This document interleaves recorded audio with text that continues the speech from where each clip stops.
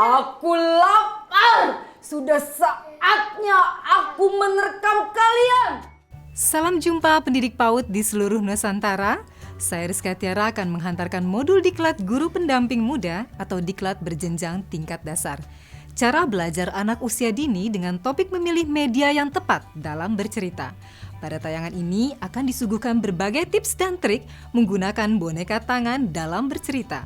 Boneka tangan akan bermakna saat bercerita jika penggunaannya sesuai. Penasaran? Yuk kita saksikan tayangan berikut ini. Kamu dari sini, jangan ganggu kami.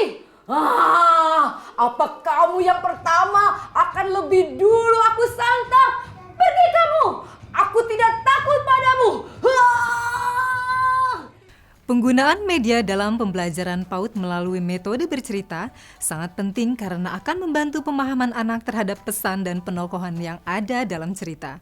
Media bercerita yang dapat digunakan adalah dengan menggunakan buku cerita bergambar, boneka jari, boneka tangan, kartu cerita, dan alat peraga yang sesungguhnya, misalnya binatang peliharaan, binatang buas, buah-buahan, maupun sayuran.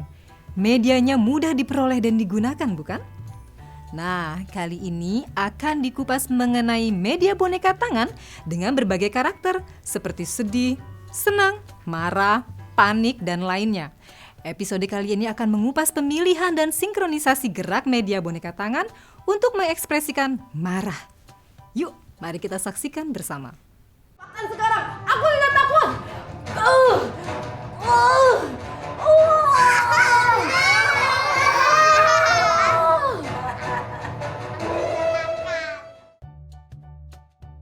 Halo para pendidik PAUD, seringkali saat bercerita menggunakan boneka tangan bukan? Sebagai penguat karakter dan cerita yang dibawakan perlu diperhatikan berbagai hal, seperti gerakan boneka. Seperti apa? Yuk kita saksikan bersama-sama tayangan ini. Sesampainya di hutan, si Gaga ditinggalkan oleh teman-temannya dengan berlari sangat cepat. Dada pun marah, si Gaga marah karena dia ditinggalkan. Kenapa sih aku ditinggal? Para pendidik PAUD, suara seorang tokoh boneka yang sedang marah tentu membuat siswa dan siswi terdengar takut atau aneh. Terlebih jika dikuatkan dengan gerakan dan karakter tokoh boneka tersebut. Caranya adalah gerakan seperti badan yang kaku, tegang, dan gerakan patah-patah namun dilakukan dengan cepat serta posisi pergelangan tangan dalam keadaan diam. Getarkanlah sedikit. Gerakan ini dapat menunjukkan kemarahan tokoh boneka tersebut.